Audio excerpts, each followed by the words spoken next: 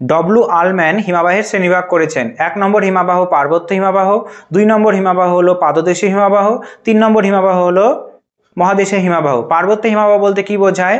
পর্বতের উঁচু অংশ থেকে যখন হিমাবাহ নিচের দিকে নামতে থাকবে হিমশীতল এবং উচ্চ পার্বত্য অঞ্চলে, তখন তাকে বলা হবে পার্বত্য হিমাবাহ। পৃথিবীর বৃহত্তম পার্বত্য হিমাবাহের নাম হলো আলাস্কার হুবার্ড।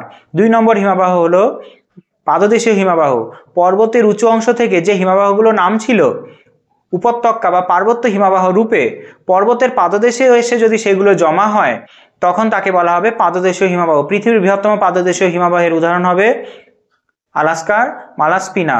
আর উচ্চ পার্বত্য অঞ্চলে নয়, সুউচ্চ পার্বত্য অঞ্চলে নয়, হিমশীতল অঞ্চলে যেখানে প্রচণ্ড পরিমাণে ঠান্ডা পড়ে উচ্চ অক্ষাংশে, সেখানে যদি সুবিস্তৃত মহাদেশ জুড়ে হিমাবাহ জমা হয় তখন তাকে বলা হবে কি?